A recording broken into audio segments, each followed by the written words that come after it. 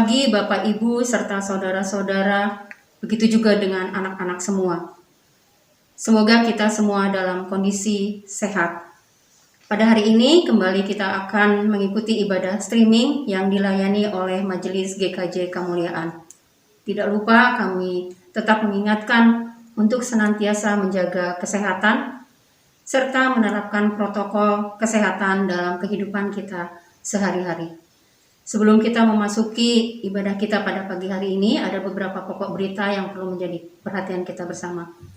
Yang pertama, dalam rangka tukar mimbar HUT ke-90 Sinode GKJ, ibadah GKJ Kemuliaan pada hari ini, Minggu 21 Maret 2021, akan dilayani oleh Pendeta Wahyu Nirmala SSI dari GKJ Jatinom, Klaten. Berita selanjutnya, celengan Paskah dalam rangka aksi puasa Paskah 2021 telah dibagikan celengan Paskah kepada seluruh jemaat GKJ Kemuliaan. Untuk Bapak Ibu serta saudara-saudara yang belum mendapatkan celengan Paskah dapat menghubungi sekretariat di gereja. Berita selanjutnya dari katekesasi.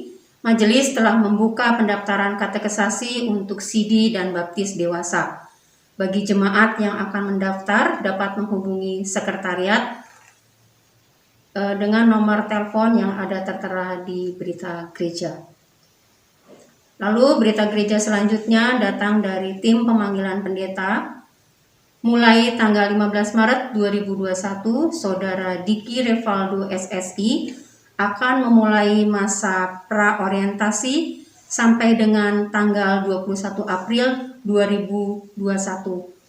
Dalam masa orientasi tersebut, Saudara Diki Revaldo akan melayani setiap hari Senin, Rabu, dan Sabtu yang akan disampaikan secara online. Kami mohon untuk dukungan dari seluruh jemaat GKJ Kemuliaan.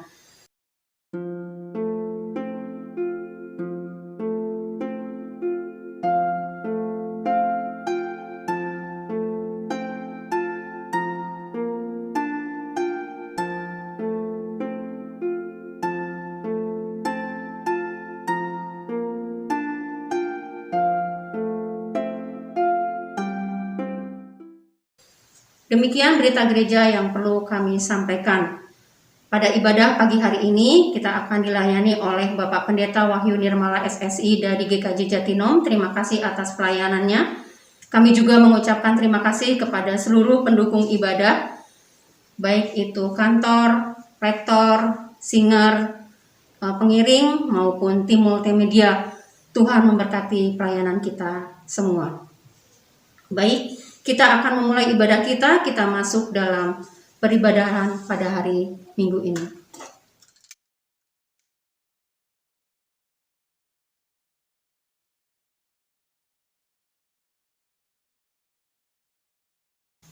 Saudara yang dikasihi Tuhan, minggu ini kita memasuki Minggu Prapaskah kelima.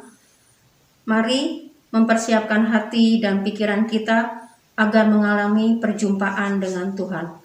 Umat Tuhan kami undang untuk bangkit berdiri. Firman Tuhan dalam Mazmur 103 ayat 8, demikian bunyinya. Tuhan adalah penyayang dan pengasih, panjang sabar dan berlimpah kasih setia. Kita bersyukur menyambut undangan Tuhan untuk datang kepadanya. Mari bersama kita menaikkan pujian dari PKJ 4 bait pertama. Angkatlah hatimu pada Tuhan.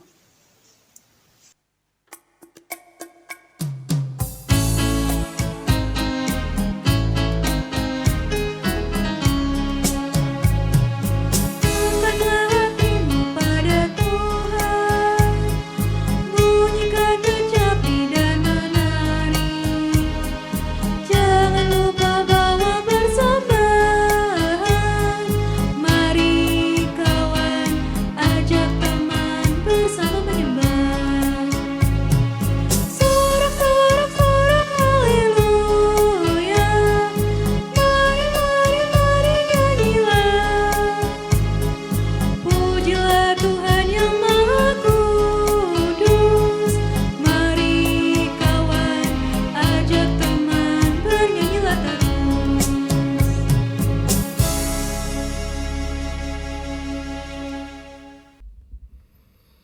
Kita mengawali ibadah Prapaskah kelima ini dengan pengakuan bahwa pertolongan kita datangnya dari Tuhan pencipta langit, bumi, dan segala isinya, yang kasih setianya tetap untuk selama-lamanya.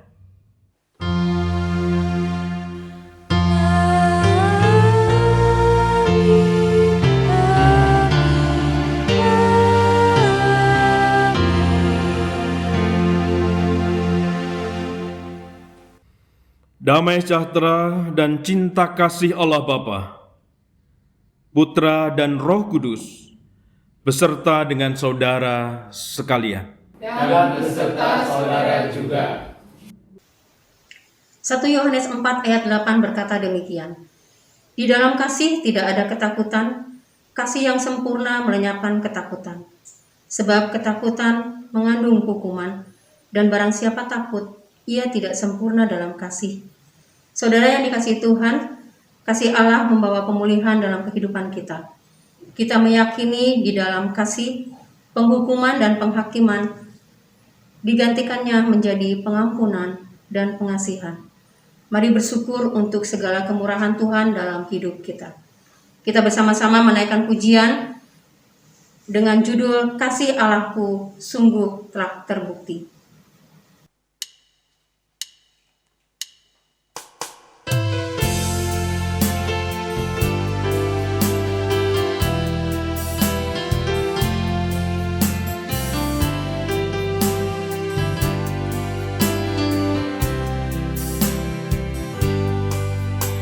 Kasih Allahku sungguh telah terbukti ketika Dia serahkan anaknya. Kasih Allah mau berkorban bagi kau dan aku. Tak ada kasih seperti kasih-Nya. Kasih Allahku sungguh telah terbukti ketika Dia serahkan anaknya. Kasih Allah mau berkorban bagi kau dan aku. Tak ada kasih seperti kasih-Nya. Bersyukur, bersyukur, bersyukur, bersyukur karena kasih setiamu. Ku sembah, ku sembah, ku sembah dan ku sembah.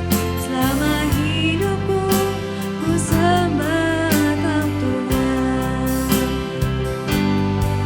Bersyukur, bersyukur, bersyukur, bersyukur karena kasih setiamu. Ku sembah, ku sembah, ku sembah dan ku sembah. Selama hidupku ku sembah Kau Tuhan.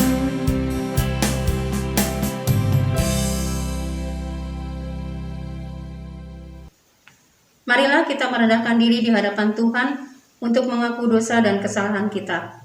Diberikan kesempatan secara pribadi untuk jemaat berdoa.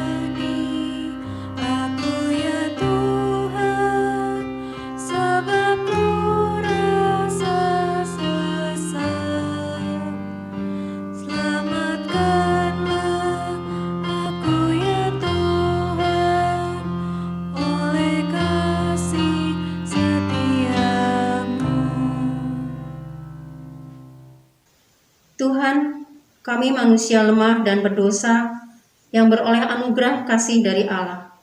Kami bersyukur sebab Engkau memanggil dan memilih kami untuk menjadi anak-anak terang. Maka, di dalam kasih dan pengampunan-Mu, ya Tuhan, kami merindukan karya Tuhan yang memulihkan dan memperbaharui kehidupan kami. Dalam Kristus kami memohon.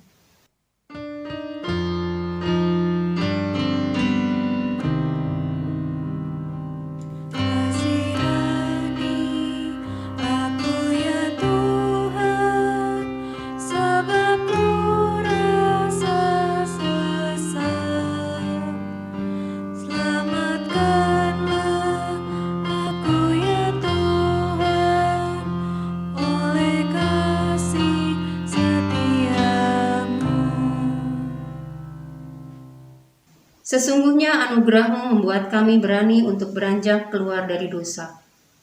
Namun rupanya dosa begitu memikat dan menarik perhatian kami, sehingga kadangkala atau seringkali kami gagal untuk meninggalkan kehidupan kami yang penuh dosa. Padahal karya salib Tuhan telah mengampuni kesalahan dan penghapusan dosa kami. Karena itu, kami memohon pengampunan kepadamu ya Allah, yang penuh kasih setia dan penyayang. Dalam Kristus kami memohon.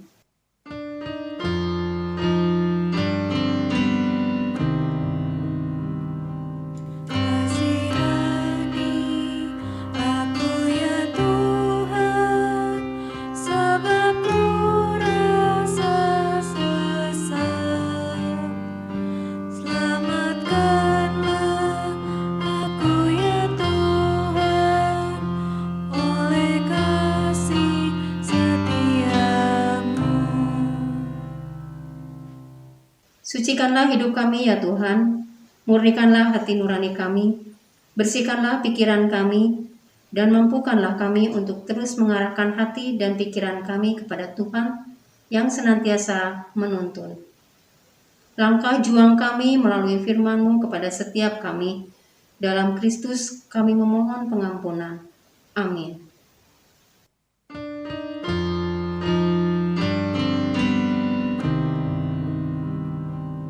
Kasihani aku ya Tuhan, sebab ku rasa sesat. Selamatkanlah aku ya Tuhan, oleh kasih setiamu. Jemaat saya undang untuk bangkit berdiri.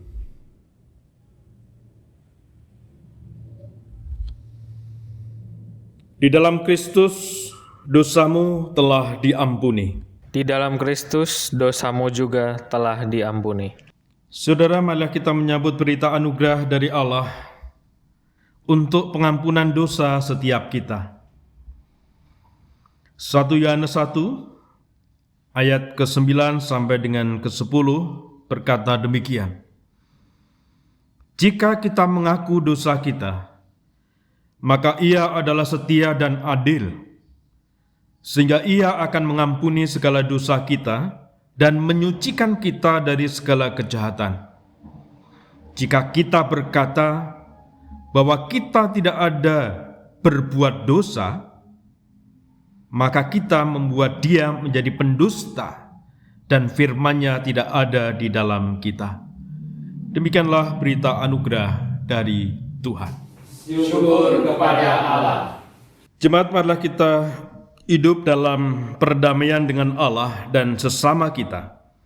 Damai Tuhan beserta saudara sekalian.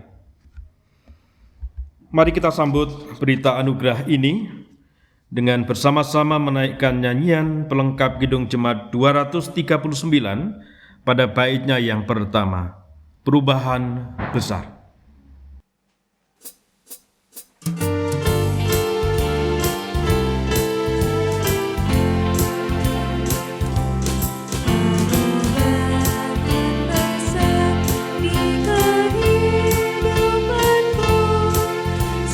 Jiwaku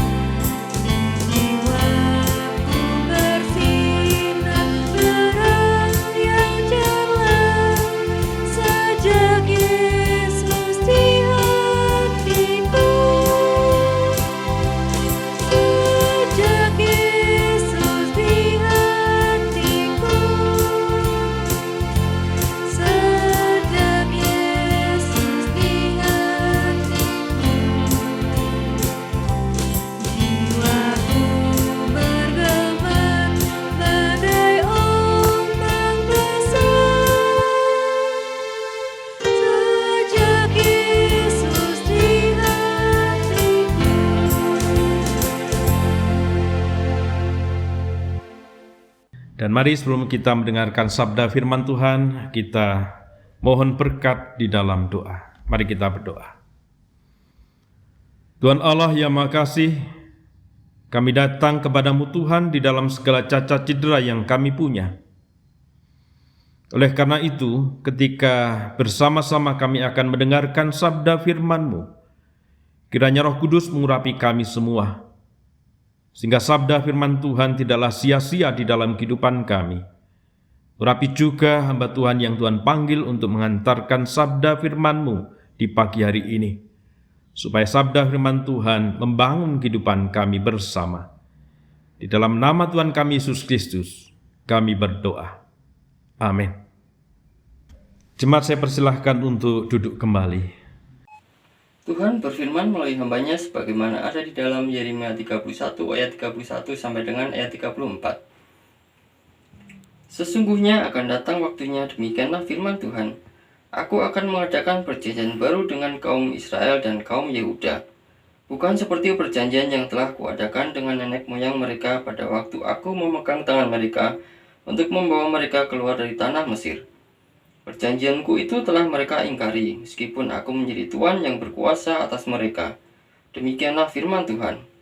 Tetapi beginilah perjanjian yang kuadakan dengan kaum Israel sesudah waktu itu. Demikianlah firman Tuhan. Aku akan menaruh Tauratku dalam batin mereka dan menuliskannya dalam hati mereka. Maka aku akan menjadi Allah mereka dan mereka akan menjadi umatku. Dan tidak usah lagi orang mengajar sesamanya atau mengajar saudaranya dengan mengatakan, "Kenalah Tuhan," sebab mereka semua, besar kecil, akan mengenal aku. Demikianlah firman Tuhan. Sebab aku akan mengampuni kesalahan mereka dan tidak lagi mengingat dosa mereka. Demikianlah sabda Tuhan.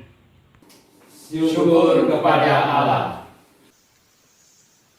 Marilah kita tanggapi bacaan tadi dengan Mazmur 51 ayat kedua sampai yang ke-13 yang akan kita daraskan secara berbalasan. Umat Tuhan, kami undang untuk berdiri.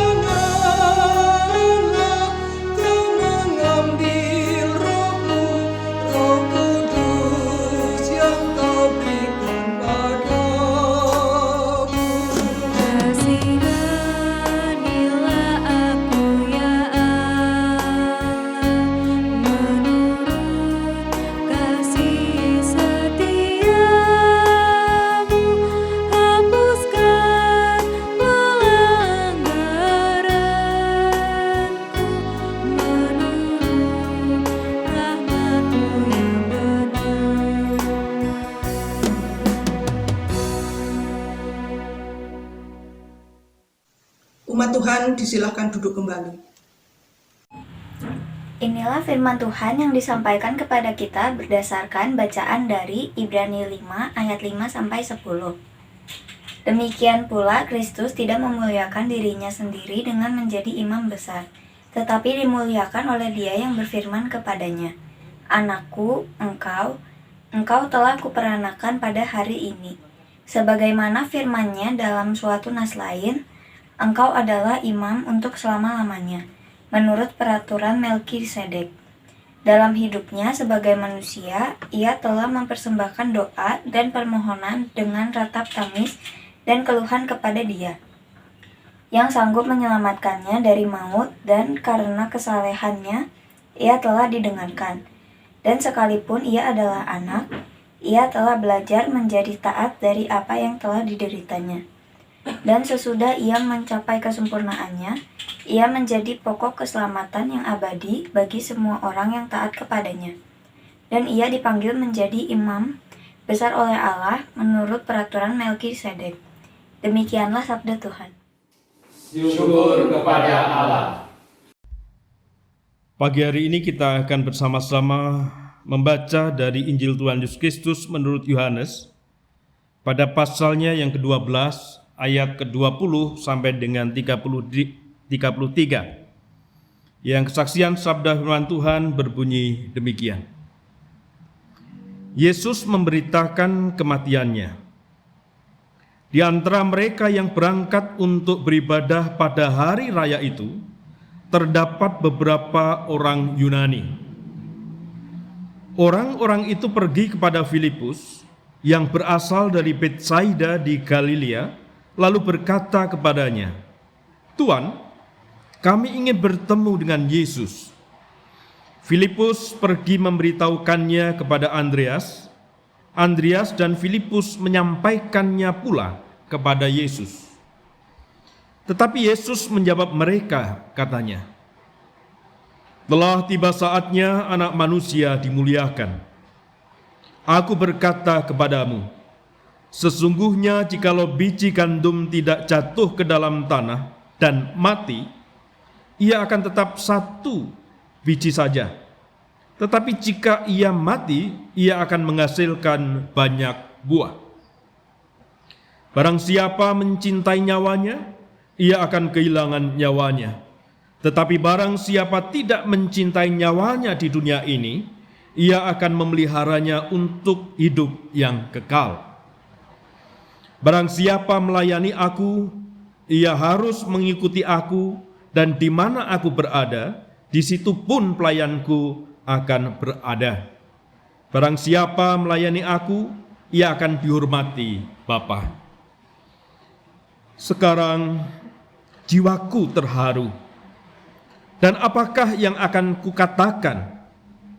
Bapa, selamatkanlah aku dari saat ini. Tidak. Sebab untuk itulah aku datang ke dalam saat ini. Bapa, muliakanlah namamu. Maka terdengarlah suara dari surga. Aku telah memuliakannya, dan aku akan memuliakannya lagi. Orang banyak yang berdiri di situ dan mendengarkannya berkata bahwa itu bunyi guntur. Ada pula yang berkata, seorang malaikat telah berbicara dengan dia. Jawab Yesus, "Suara itu telah terdengar bukan oleh karena aku, melainkan oleh karena kamu. Sekarang berlangsung penghakiman atas dunia ini. Sekarang juga penguasa dunia ini akan dilemparkan keluar. Dan aku, apabila aku ditinggikan dari bumi, aku akan menarik semua orang datang kepadaku." Ini dikatakannya untuk menyatakan bagaimana cara ia akan mati. Demikianlah Injil Tuhan Yesus Kristus. Yang berbahagia adalah mereka yang mendengarkan firman Tuhan dan yang memeliharanya. Hosiana.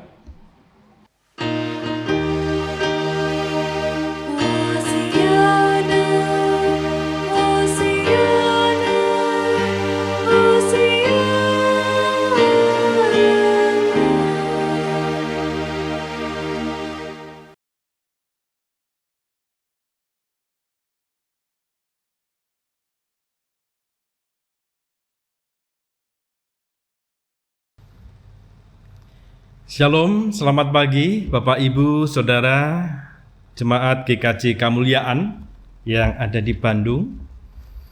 Mohon maaf, kita hanya bertemu lewat virtual saja, tidak bisa bertemu bertatap muka karena masa pandemi ini.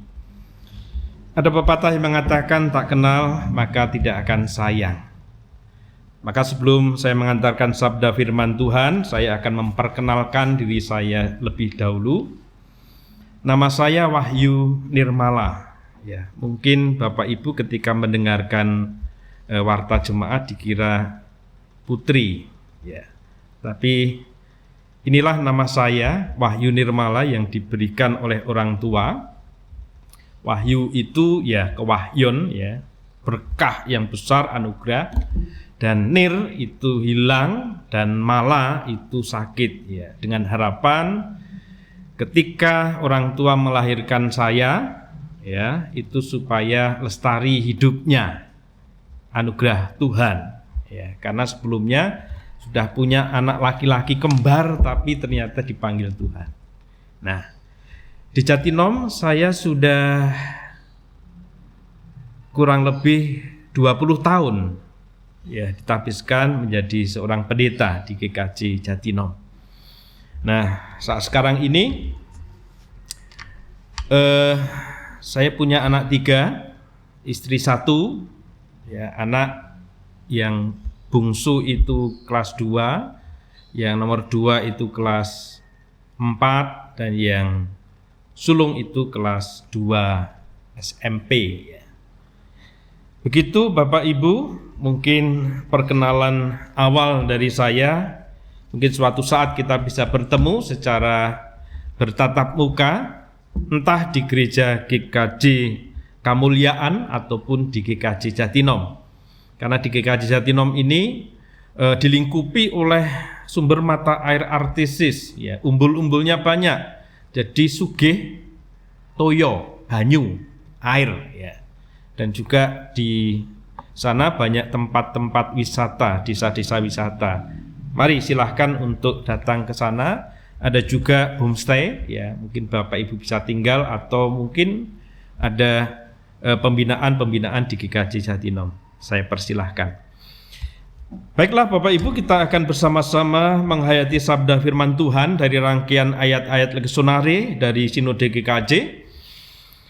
Akan kita berikan sebuah tema, kasih Allah melampaui penghukuman.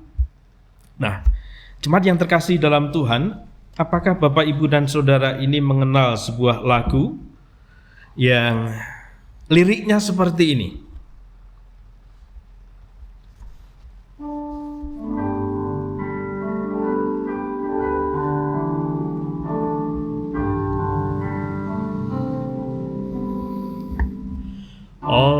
Andai benar anugerah pembaru hidupku, ku hilang duta bercela, olehnya ku sembuh. Siapa dari antara Bapak dan Ibu yang kenal lagu ini? Saya kira rata-rata semuanya kenal, ya. Ada di Kidung Jemaat 40, Ajaib Benar Anugerah. Nah, Bapak Ibu yang terkasih, siapa yang menciptakan lagu ini? Dan apa kira-kira yang melatar belakangi dia itu menciptakan lagu tersebut? Lagu ini di dalam judul aslinya adalah Amazing Grace, ciptaan dari John Newton di tahun 1779. Sebuah lagu yang begitu indah, yang syarat dengan pesan yang luar biasa, dari pengalaman hidup sang pencipta lagu ini. John Newton adalah seorang pelaut, sekaligus dia adalah pedagang budak. Mulutnya penuh dengan makian dan sumpah serapah. Perangainya liar. Ia seorang pedagang budak yang tidak memiliki hati nurani, dengan membeli dan menjual manusia demi keuntungan pribadinya. Di tahun 1748, kapalnya mengalami bencana yang dahsyat dalam pelayarannya menuju ke Inggris. Ketika itu, badai mengamuk kencang, mengguncang seluruh awak kapal. Awak kapal merasa ketakutan yang luar biasa. Barang bawaannya terguncang-guncang beserta orang yang ada di dalamnya. Dan semua orang yang ada di atas kapal tersebut begitu panik, dan banyak yang hanya pasrah dan berserah menanti kematian sebab bencana topan yang begitu dahsyatnya di air laut. Tampak dari wajah-wajah mereka tidak ada harapan mereka untuk bisa hidup. Sebentar lagi mereka akan tenggelam di dasar laut. Saat itu John Newton, yang adalah seorang pemuda dari Inggris, sama dengan yang lainnya yang juga merasakan ketakutan yang luar biasa. Tetapi dia menganggap bahwa dirinya adalah seperti halnya Yunus di dalam kisah Perjanjian Lama. Yunus yang berlayar membawa dosa-dosa yang banyak. Tidak mengherankan dia mempunyai rasa yang seperti itu karena dia adalah bos pedagang manusia, budak kulit hitam dari Afrika, yang kemudian dibawa, dibisniskan kepada orang-orang yang ada di Inggris untuk dijadikan budak. Nah, di tengah malam, dalam kapal yang terguncang-guncang keras, John Newton berdoa supaya Tuhan mau menyelamatkan hidupnya, yang selama ini dia tidak kenal lagi Tuhan. Dan luar biasa, seperti mukjizat, tak lama kemudian laut itu menjadi tenang, menjadi damai, menjadi tentram. Tidak ada lagi gelombang yang sedahsyat semula. Dan peristiwa itu menjadi sebuah titik perdebatan dari John Newton, seorang pedagang budak. Dia juga suka perjudian dan pemabuk berat. Setelah itu 6 tahun kemudian, ia mempunyai ikrar di dalam hatinya untuk menyerahkan segenap kehidupannya menjadi pelayan Tuhan dengan belajar ilmu teologi untuk menjadi seorang pendeta. Pertobatannya melahirkan sebuah lagu yang luar biasa, Amazing Grace, yang diciptakan di tahun 1779 berdasarkan atas kesaksian hidupnya. Dia mengalami sendiri tentang peran serta Tuhan, pertolongan Tuhan, anugerah Tuhan yang menyelamatkan hidupnya di atas kapal yang hampir saja tenggelam. Saudara yang terkasih dalam Tuhan, hal yang sama juga dirasakan oleh Daud pasca diperingatkan oleh Nabi Yonatan saat itu ketika dia melakukan sebuah kejahatan yang keji, licik, dan kejam atas panglimanya, yaitu Uria. Dia merebut Batseba dari Uria. Saat itu Nathan menyampaikan bahwa apa yang dilakukan oleh Daud terhadap Uria adalah sebuah perbuatan yang keji, jahat di mata Tuhan Allah. Saat itu Daud mendengar teguran itu. Ia lalu menyesal, mengakui akan perbuatannya yang mendatangkan hukuman dan murka Tuhan atas dirinya. Saudara, ungkapan penyesalan dosa diutarakan melalui Mazmur yang kita baca. Dia memohon belas kasihan Allah atas pelanggaran dosa-dosanya. Daud meyakini bahwa kasih Allah itu begitu besar, yang melampaui hukuman-hukuman yang akan ditimpanya, yang akan ditimpakan kepada manusia. Tentu karena kasih-Nya, Tuhan Allah akan menghapus segala kesalahan dan dosa-dosanya.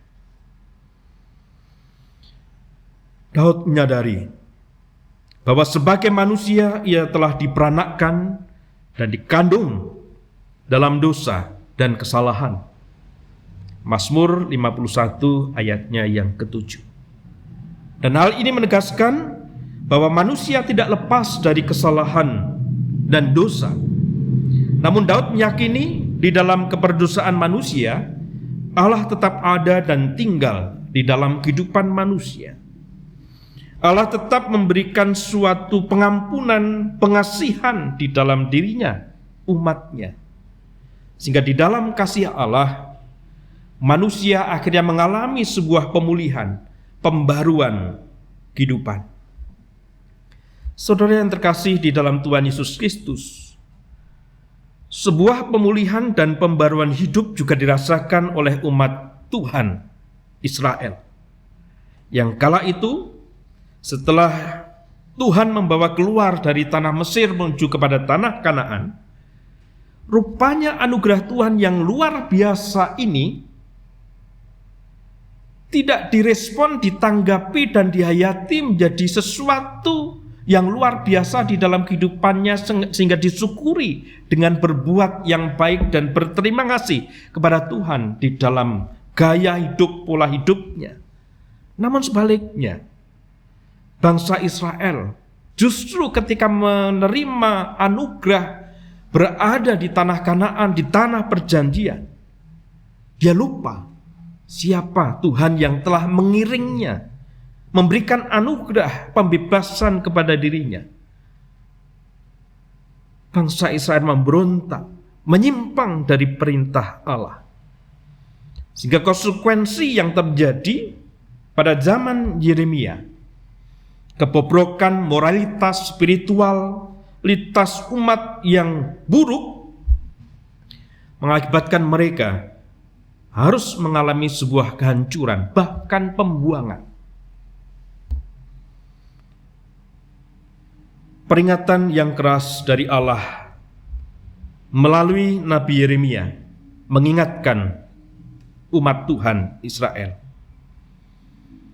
Namun demikian, walaupun Tuhan Allah itu menghukum Israel karena dosa dan kesalahannya, kasih Allah tidak pernah berubah. Kasih Allah tetap ada di dalam umat Israel itu. Allah tetap memberikan sebuah kekuatan, pengharapan, pemulihan kembali di dalam diri umat Israel. Hal ini nampak di dalam yang pertama, pengampunan dan pengasihan Allah. Yeremia 31 ayatnya yang ke-34. Pertobatan Israel pasti disambut oleh Allah dengan memberikan pengampunan dan pengasihannya. Allah kita bukan Allah yang pendendam. Sebab ketika umatnya bertobat, kesalahan akan diampuni dan dihapuskan.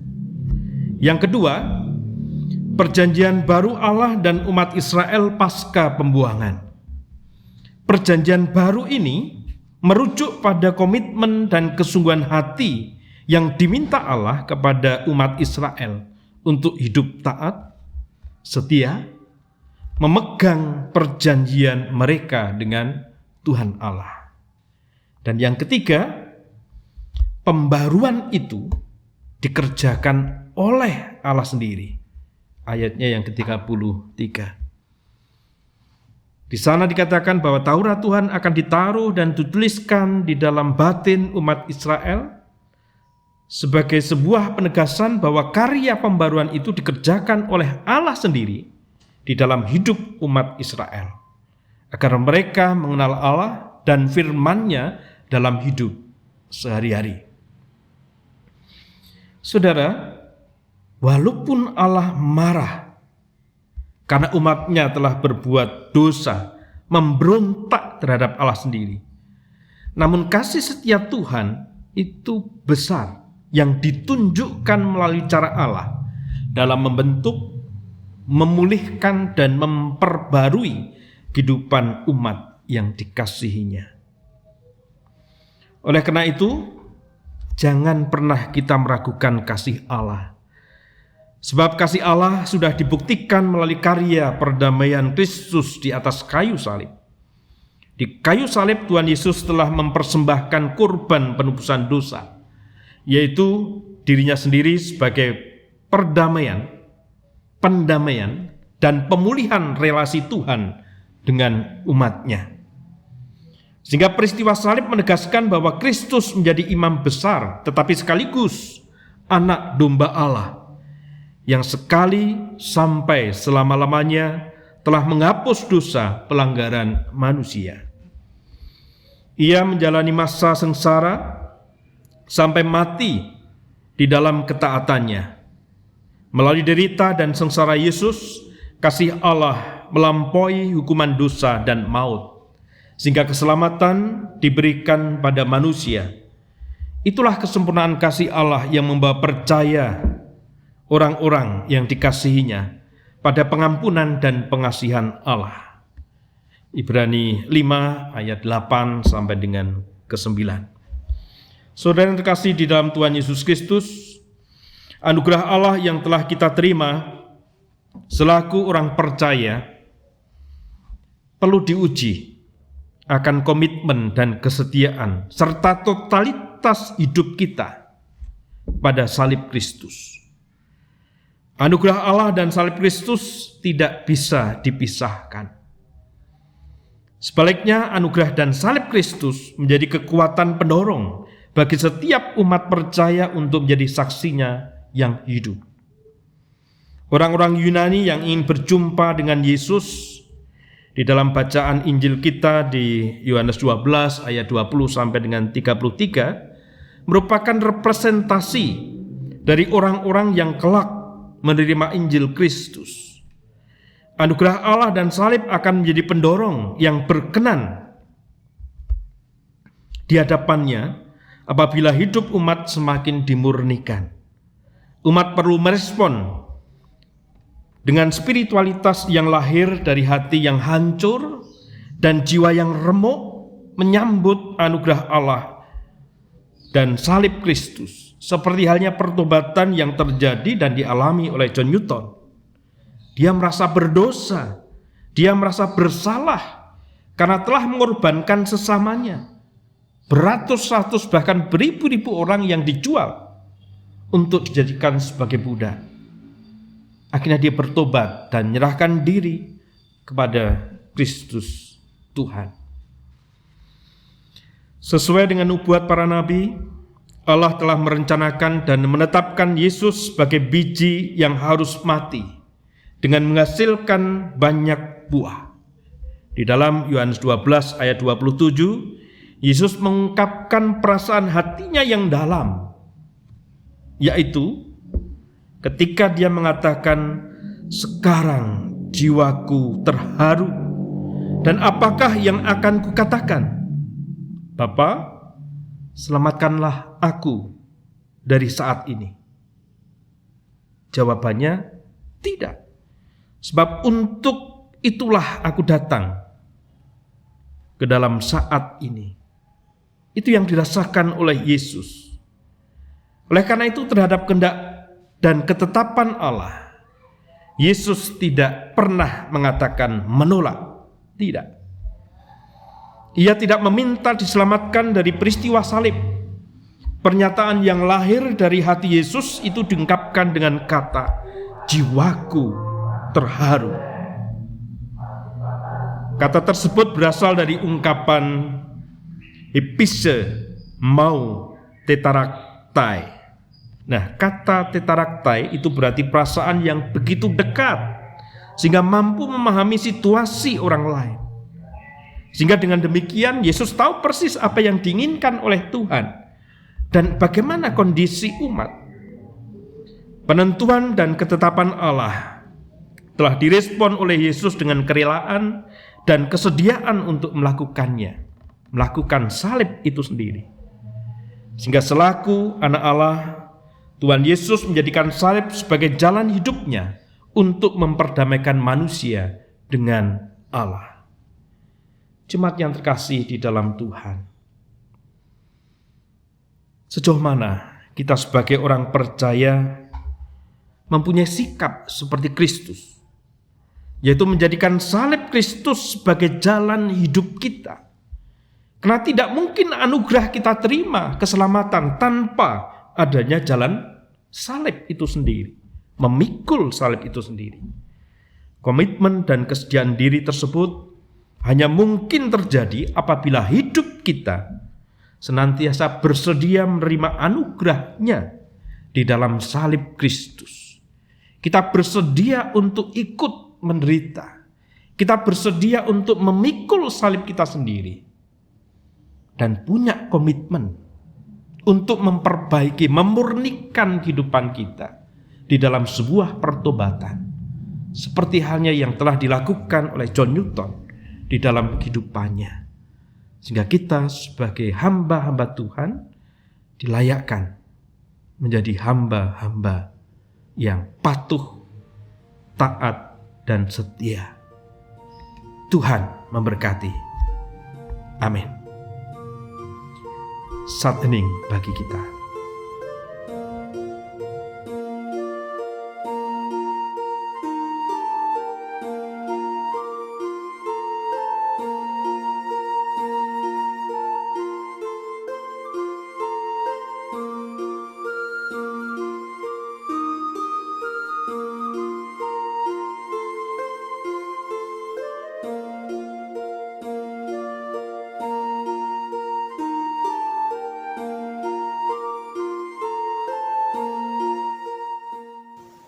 Bersama dengan umat percaya di sepanjang masa, marilah kita ikrarkan kembali pengakuan iman percaya kita, pengakuan iman rasuli yang demikian. Aku percaya kepada Allah, Bapa yang Maha Kuasa, Khalik langit dan bumi, dan kepada Yesus Kristus anaknya yang tunggal Tuhan kita, yang dikandung daripada Roh Kudus, lahir dari Bapa Maria, yang menderita sengsara, Pilatus, disalibkan, mati dan dikuburkan, turun dalam kerajaan maut, pada hari yang ketiga, bangkit pula dari antara orang mati, naik ke surga, duduk di sebelah kanan Allah, Bapa yang Maha Kuasa, dan akan datang dari sana untuk menghakimi orang yang hidup dan mati. Aku percaya kepada Roh Kudus, gereja yang kudus dan am, persekutuan orang kudus, pengampunan dosa, kebangkitan daging, dan hidup yang kekal. Amin. Umat Tuhan dipersilahkan duduk kembali. Saudaraku yang terkasih dalam Tuhan, mari bersama-sama kita tunduk diri, berdoa kepada Tuhan melalui doa-doa syafaat kita. Mari kita berdoa. Pagi hari ini kami datang kepadamu Tuhan untuk mengucapkan rasa syukur kami atas pesiaran hidup yang Tuhan perbolehkan atas kehidupan kami masing-masing. Satu dengan yang lainnya, kami merasakan keberadaan yang tidak sama. Di antara kami mungkin ada yang sehat, tapi di antara kami ada yang sakit. Di antara kami mungkin ada yang sedang bersukacita, tetapi ada juga di antara kami yang masih berada di dalam masalah yang menghampiri kehidupannya. Beda-beda perkara di dalam kehidupan tidak berarti kasih setia Tuhan atas orang-orang yang Tuhan kasih itu berbeda. Kami meyakini tantangan-tantangan kehidupan yang berbeda itu Tuhan kehendaki supaya kami semua dapat belajar dari apa yang kami alami untuk menjadi orang-orang yang taat dan patuh pada Tuhan. Oleh karena itu Tuhan perkenankan kami menaikkan doa-doa syafaat kami bagi saudara-saudara kami yang sakit, baik yang ada di rumah maupun yang ada di rumah sakit. Apalagi kami sekarang ini masih ada di dalam situasi dan kondisi pandemi COVID-19. Kiranya Tuhan berkarya atas kehidupan kami, supaya kami dikuatkan. Kami dapat merespon segala perkara di dalam kehidupan kami dengan keteguhan, tetap di dalam kesetiaan, tetap bisa merasakan sukacita yang datang dari Tuhan. Jangan sampai sukacita kami dirampas oleh berbagai macam persoalan kehidupan. Maka sembuhkanlah kekasih-kekasih kami yang sakit, baik di rumah maupun di rumah sakit. Anak-anak kami yang pada saat ini belum bisa bersekolah seperti sedia kala bertatap muka dengan guru dan rekan-rekannya. Jemaat yang sedang mencari pekerjaan di masa-masa sulit ini, biarlah Tuhan yang berkarya atas kehidupan kekasih-kekasih kami. Karena ini juga akan berimbas kepada keluarga-keluarga Kristiani. Persoalan-persoalan ekonomi di dalam keluarga akan mengakibatkan persoalan-persoalan yang lain di dalam hubungan keluarga satu dengan yang lainnya. Kiranya Tuhan memberikan hikmat kepada kami semua untuk dapat mensikapi dengan bijaksana. Begitu pula pelayanan-pelayanan yang ada di gereja GKJ Kemuliaan ini. Para majelis gereja dan komisi-komisi yang Tuhan tetapkan atas kehidupan gereja GKJ Kemuliaan ini, Tuhan berkati supaya di dalam keterbatasan yang kami punya, kami tetap dapat melayani jemaat GKJ Kemuliaan dengan sebaik-baiknya, walaupun di masa-masa sulit dan pandemi ini. Karena Tuhan memberikan kreativitas kepada majelis gereja dan komisi-komisi serta segenap warga gereja untuk berkembang di dalam iman, bertumbuh di dalam Tuhan Yesus Kristus, juga dalam pemanggilan pendeta di GKJ Kemuliaan ini. Tuhan Allah Bapa di dalam surga, gereja GKJ Kemuliaan ini di dalam program kerjanya di tahun 2021, kiranya Tuhan mantapkan rencana-rencana yang ada, sehingga dapat menjawab apa yang menjadi kebutuhan warga gereja di GKJ Kemuliaan ini, sehingga semakin hari semakin bertumbuh berkembang, bisa dirasakan oleh masyarakat sekitarnya yang juga berbeda-beda keyakinannya. Bapa, kami mohon kekuatan kepada para tenaga medis yang ada di rumah sakit maupun yang ada di puskesmas di dalam mensikapi, berjuang bersama untuk supaya COVID-19 segera berlalu dari kehidupan kami. Mampukan mereka sebagai garda terdepan di dalam menjalankan tugas panggilannya. Begitu pula aparat-aparat keamanan. Berikan mereka kesehatan, sehingga badai COVID-19 yang ada di Indonesia pada khususnya akan cepat berlalu. Begitu pula kami berdoa untuk pemerintah yang ada Tuhan, para pemimpin negara, dan menanggapi bencana yang terjadi di Indonesia ini. baik COVID-19, bencana alam, dan musibah-musibah yang lain yang dialami, juga termasuk tanah longsor dan juga banjir. Mampukan mereka untuk saling bersatu padu di dalam ikatan kebersamaan, supaya ketika persoalan-persoalan kebangsaan ini terjadi, kami bisa berjuang bersama-sama, akhirnya dapat keluar dari segala persoalan karena pertolongan yang bersumber daripada Tuhan. Apa yang kami mohonkan pada saat ini Tuhan, kami serahkan dengan penuh percaya di dalam satu nama Tuhan kami, Yesus Kristus. Amin. Marilah kita menyatakan syukur kita kepada Tuhan dengan mengingat firman-Nya di dalam Mazmur 107 ayat yang pertama dan kedua. Bersyukurlah kepada Tuhan sebab Ia baik, bahwasanya untuk selama-lamanya kasih setianya. Biarlah itu dikatakan orang-orang yang ditebus Tuhan, yang ditebusnya dari kuasa yang menyesakan. Sambil persembahan diedarkan, kita akan menyanyikan pujian dari PKJ 148 bait yang pertama.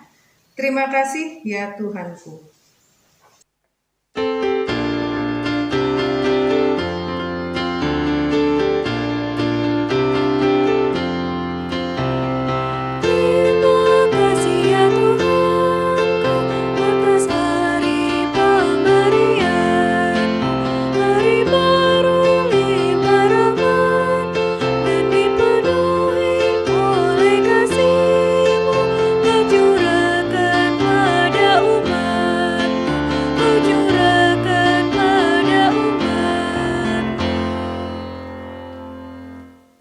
Umat Tuhan, kami undang untuk berdiri, kita akan doakan persembahan ini. Mari kita berdoa. Bapa yang di surga, puji syukur kami naikkan kehadirat Tuhan yang kudus. Kami berterima kasih untuk sepanjang seminggu yang lalu, untuk pemeliharaan Tuhan atas kehidupan kami. Di tengah-tengah pandemi yang masih terus ada Tuhan, kami mau bersyukur bahwa pemeliharaan Tuhan tidak pernah berhenti. Pada saat ini Tuhan, kami berdoa untuk persembahan yang sudah kami naikkan, kiranya Tuhan berkati, kuduskan, supaya persembahan ini menjadi persembahan yang berkenan bagi Tuhan. Tak lupa kami berdoa lewat persembahan ini, kerajaan Tuhan semakin dinyatakan bagi GKJ Kamuliaan khususnya, supaya kami menjadi jemaat yang terus boleh menyenangkan hati Tuhan. Tak lupa Tuhan Yesus, saat ini kami juga berdoa bagi hamba-Mu yang melayani pada hari ini, Bapak Pendeta Wahyu Nirmala SSI, dari GKJ Jatinom Klaten, yang dalam rangka tukar mimbar HUT GKJ ke-90, kami berdoa Tuhan Yesus, Engkau yang terus memeliharakan Bapak Wahyu Nirmala dalam tugasnya sebagai hamba-Mu. Tuhan tambah-tambahkan berkat bagi kehidupannya. Terima kasih Tuhan Yesus, kami bersyukur dan berterima kasih, dan kami mau alaskan doa ini dalam satu nama Tuhan kami Yesus Kristus yang mengajar kami berdoa. Bapa kami yang di surga, dikuduskanlah nama-Mu, datanglah kerajaan-Mu, jadilah kehendak-Mu di bumi seperti di surga. Berikanlah kami pada hari ini makanan kami yang secukupnya, dan ampunilah kami akan kesalahan kami, seperti kami juga mengampuni orang yang bersalah kepada kami. Dan janganlah membawa kami dalam pencobaan, tetapi lepaskanlah kami daripada yang jahat. Karena Engkau yang punya kerajaan, dan kuasa, dan kemuliaan, sampai selama-lamanya. Amin. Selanjutnya kita akan masuk dalam pemutusan. Kita akan nyanyikan pujian dari Kidung Jemaat 426 bait yang pertama, Kita Harus Membawa Berita.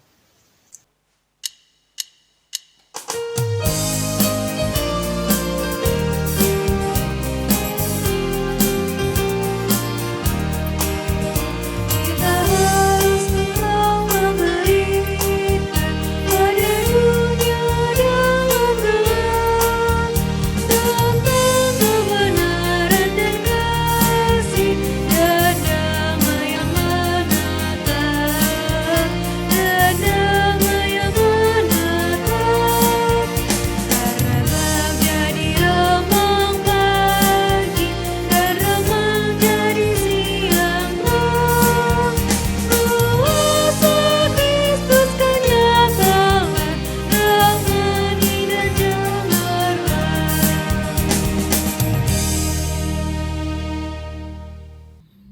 Saudara yang terkasih di dalam Tuhan, ingatlah bahwa pengampunan dan pengasihan Allah membuat hidup kita mengalami pemulihan dan pembaruan.